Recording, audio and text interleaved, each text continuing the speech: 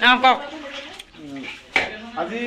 মধুস্মিতা আৰু অভিনৱ ফুকনকো মতা হৈছে পৰিয়ালবিলাককো তাৰপিছতে আমাৰ বাকী অতিথি আহিছে আজি আমাৰ ঘৰত নখোৱা পাতিছোঁ কোমোৰা কুটা হৈছে হাঁহ মাংস এফালে কাটি আছে হাঁহ মাংস দেখাব বাৰু পচলা কুটিছোঁ জলকীয়া ভাজি হ'ব ৰচুন আদা চব ৰেডি হৈ গৈছে বাকী মানে ৰান্ধনীশালত মানে ভাতৰ যা যোগাৰ চলিছে বাকী সকলো ৰেডি হৈ গৈছে মাংসটো আমাক দেখালে ভাল হয় আৰু মানে কি কি আয়োজন হৈছোঁ এয়া আইতা হয় দেই আমাৰ নমস্কাৰ দিয়ক আৰু বাকী লোক আছে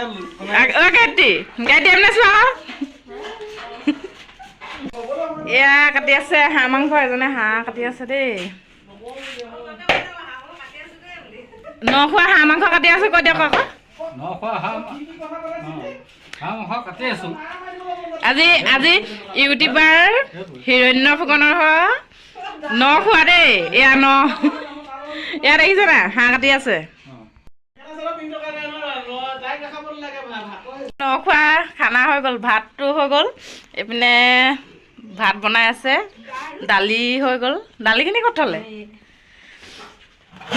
এইখিনি দালি হৈ গ'ল দালি আৰু কচু তাৰপৰা এইপিনে ভাত বনাই আছে এয়া এইখিনি নমাই থৈছে বাৰু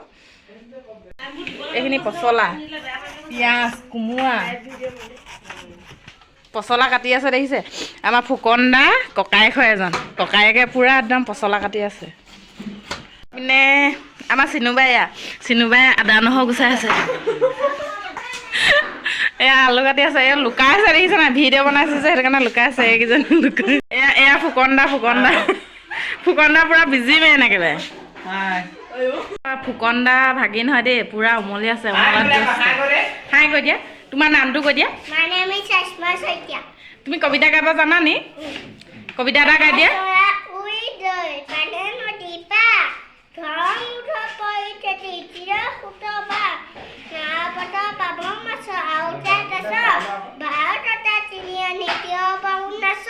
ধুনীয়া গাইছা দেই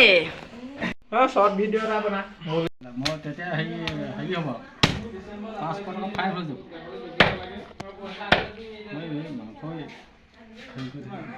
আৰু কোমোৰা ভাজি হৈ গ'ল দেই ৰেডি হৈ গ'ল খাবলৈ ফুকন দা একদম ৰেডি একেবাৰে এইপিনে আমাৰ ফুকন দা বায়েকে বাৰী আছে একেবাৰে ফুকন দা বায়েক ৰান্ধনী এইগৰাকী আমাৰ ৰান্ধনী খাই কৈ দিয়ক ৰান্ধনী দেই আমাৰ মেইন ৰান্ধনী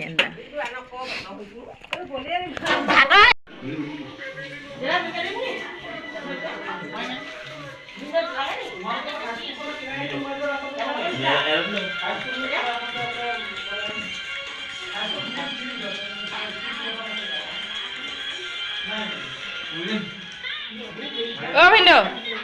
খাইছে নি কেনেকুৱা আছে খানাটো মজা ফুকনে একদম মজা হৈছে